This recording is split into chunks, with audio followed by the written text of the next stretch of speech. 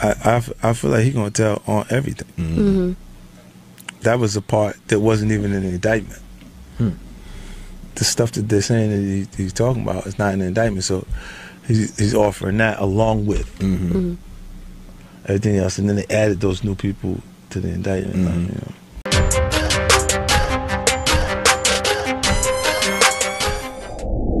What up, y'all? It's the Crown Prince, aka Mr. Anti-Goofy. You know what not to do in my comments. Well, it looks like 50 Cent has finally and completely turned his back on the man that he once called his son. He took the Shade 4-5 recently to disown 6ix9ine and lend credibility to the growing conclusion that 6ix9ine is indeed a rat. Now, make no mistake, the things that 50 is saying are things that he knew when he was co-signing 6ix9ine. So that part you could take with a grain of salt. Otherwise, the things he said in this interview are very hard to argue with. I'm not going to talk for him. I'm going to let him speak himself. I will not be back after the clip. Y'all enjoy it. Like, comment, don't forget to subscribe unless you are a goofy. It's the Crown Prince. I'm out, y'all. What are your thoughts on 6ix9ine right now in his situation? Look, you know, I feel. I don't think how. Like 6ix9ine is not from the street. All right. I liked him because, like, I liked Soulja Boy. Like when he came, I looked and I was like, he's 16 years old. He produced the record, made the dance, got his homeboy, and then shot it. I want to see him have a hit. That guy that does it, like, 'cause I couldn't do that at 16. You know, so I thought he had something in, like, I was like, yo, he's special. You know what I'm saying? They do all that, and then with 6ix9ine, his imaging was stronger than the music. Because Middle America, the people that actually purchasing hip hop music, they can dye their hair blonde and then dye their hair those colors. You see what I'm saying? And then they see them in the element that they've been.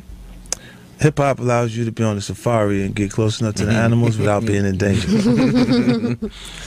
And they seeing him in the safari, in the middle of the whole pack, and you cooking, and the little homies he had around him. And I say it because when I use little, only because they. Like my crew's baby brothers. You know what I'm saying? Little, they're younger. The next litter of it was around. They don't go. So while he was talking, that's why he would say, suck him up. Anybody say something, suck him up. Because you know for sure they're going to do it. They'll do it. You know what I'm saying? Like, that was giving him the confidence to do that. But, you know, I look and going, I don't know. Look, the guys that actually chose that lifestyle, they're conscious of it. I mean, when they turn. Did you ever have a convo with him, like, you know, because, I mean, I'm sure it was interesting to you, because I think about what it would have been like if social media was around in 2003. So I'm sure you saw him like, yo, this is really my son. Like, I'm looking like got my whole blueprint. So, but you knew what came with that. Like, you know what I'm saying? And what he saw from me was over time. He was doing it in such a short window that it was commanding a different level of attention. And then culturally, they're going, gang, gang, gang. When I get on the record with them, I go, I am not gang gang. I do not gang bang. Immediately. Because I don't like RICO. I don't like conspiracy. Right. You know, give me a homicide right now. I'll take a homicide right now before you give me that. Because, look, John Gotti will walk out the courtroom successful 3 times until they start calling him Teflon Don homicides. And then they come with that RICO, and then you 23-1 Marion. Yeah, it's done. You know, it get crazy. So like that those laws were designed for you not to escape them. You know, so it'd be a tough. That turn, when I saw what I saw in the paper,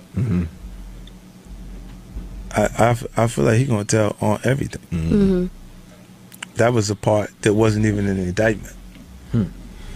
The stuff that they're saying that he's talking about is not in the indictment, so he's offering that along with everything else, and then they added those new people to the indictment. You know. So in 2019 and 2020, can this whole situation happen with 6ix9ine, and then him come home and still have a successful music career?